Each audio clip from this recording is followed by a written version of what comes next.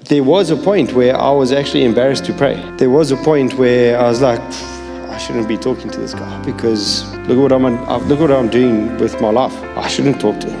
And the funny thing is that it just started not with me talking to God as such and having prayer like we know.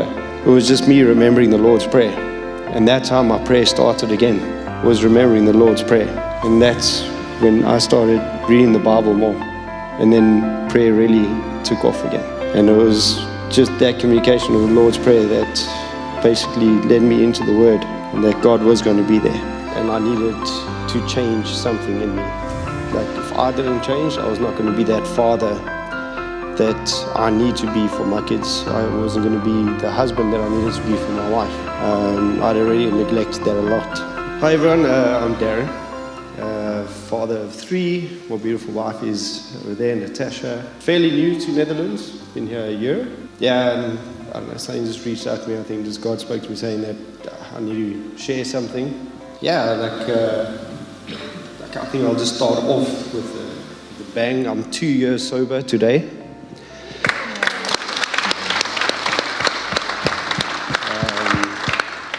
For me, the biggest thing that I want to give from myself that I learned in the last 2 years especially is that God has a plan. We hear it all the time. Our pastors preach it. We read about it. But I don't know how relevant it is to all of us, that simple truth, that God has a plan. The reason why I say that is because I went into rehab. It was a big decision. My family life was falling apart. I was treating my wife unfairly, my kids unfairly, and I needed to change something in me. Like if I didn't change, I was not going to be that father that I need to be for my kids. I wasn't going to be the husband that I needed to be for my wife. I'd already neglected that a lot. Needless to say, at this time we were living in Dubai. So I was in rehab in South Africa, so separated from my wife and the kids. So after 3 months of rehab, I got back to Dubai. And a lot of financial issues hit us at that time. Basically, we were about to lose the house that we were living in. Couldn't afford kids' school anymore. So in Dubai, you pay for your schooling, not like here. We had to move house. We nearly got kicked out, which is a bad situation to be in, because then legal things happen. So that's not fun. So luckily, God had a plan. He gave us another place at very short notice, a smaller place that we lived in. But then things went south even further, where we couldn't afford food. My youngest daughter was just born in the interim of this. So now we had a baby, we had 2 toddlers, and we couldn't afford diapers, and we couldn't afford food. Now, it's a little bit different when you're living as an expat, is that you don't have family right around the corner. You can't just call up mom-in-law or call your brother and say, hey, can you help out? You're on your own. Prayed very hard. And one of our close friends, they started sharing their monthly groceries with us. Not much. A couple bags of pasta, some bread, some milk, and diapers. That saw us through. Then it went even worse, where we couldn't pay for electricity. We couldn't pay utilities. I couldn't get a job because I'm a chef professionally, and the tourism had dropped heavily in Dubai thanks to the war in Palestine and Israel. So the rising tensions there affected the whole hospitality industry. So I couldn't find a job. My wife's job was under pressure as well. So basically the day-to-day living situation just became worse. So in the middle of summer, 55 degrees outside, we had no air conditioning in the house. We didn't have, I think at one point we didn't have water. It was a great time. My prayer was simple and it was just pretty much straightforward. It's like, God, it's your plan. I can't do much more than what you can do for me. You can do everything. So here we are. We're at your mercy. From there, we decided to move to the Netherlands, thinking, okay, my wife is Dutch, so my wife's family is here, we can have some security. But then everyone is saying, no, don't move to Netherlands, because you're not going to find a house. You're not going to be able to get your kids into daycare. The housing crisis is real in Netherlands. We just I put my faith in God. I was like, well, if this is the next step in the journey, why not? We basically sold everything, gave everything else away, and we got on to the next plane and we're nothing. We didn't have anything. We're living with a mother-in-law. We managed to find a place temporarily to stay. And this is where I really started recognizing how God had a plan. After 2 months of looking for a house, we found a house and we bought a house in a market that is impossible. That's what we were told. Finding a school, finding the daycare, all within 2 months. Moving out of that house, we're moving out of the mother-in-law's and living in our own house now. The other challenge was finding work. Me being primarily English speaker, that's a bit of a concern. So you have those doubts. And after, I think it was a month, both of us had jobs. And I can't help but see God's hand in all of this, because everyone was saying it's impossible. When we looked at like the stats and the news and everything that's coming out from media and everything, like, we shouldn't have been able to find a house. We still know some people that are looking for a house. They've been looking for over a year, and God made it happen. So like I say, I think the thing that I want to impart to everybody is God does have a plan. We don't know his plan. Only he does. And at the end of the day, his plan is going to happen for you. Just be thankful and grateful and know that he's got your back no matter what. One of the things you shared with me is that 2 years sober now.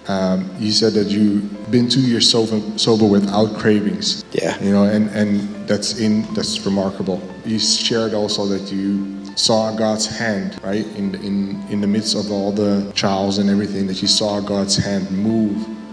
And I think this is one of the ways that God's hands was moving in your life, to be sober without cravings. Can you share a little bit how that was in that time? Like, how was your relationship with him? What made your relationship the way it was? So, not to go into too much detail, my background is sketchy. But I did find Christ, but then I decided to walk my own path. It's very easy to do when you live abroad, especially in the Middle East.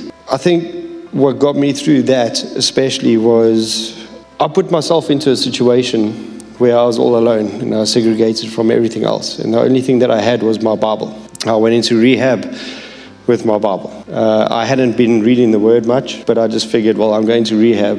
The good book will help. And then I started reading the Bible again. And I think that's what kicked off and helped me kick the habit as such. And what made me change my mindset from where it was relying on the worldly things and relying on what is right in front of me, which is God's Word, and that God is there. And I think that is probably what got me through that period of, coming out of being an alcoholic. What I see in your story is that there was a desire in your heart for God, for that relationship, even though you did different things, but there was a desire in your heart for that relationship with him. And then making steps towards him causes him to make steps towards you.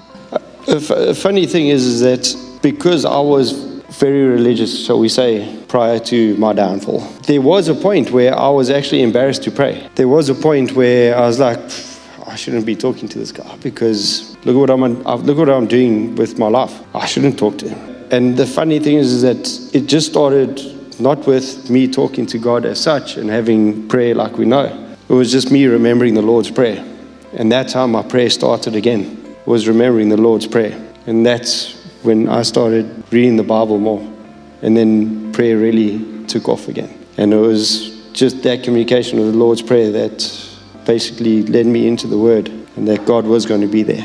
There was a lady who shared her testimony, and she had a dream, and in her dream there was there was a pile of trash, and in the middle of that trash, like all of the dirt and everything, the throne of God was there, reaching up to the sky.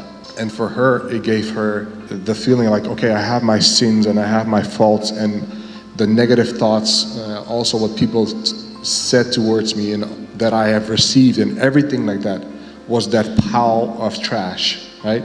And God showed her, like, I'm in the middle of all of that and you're still my child. You're still mine.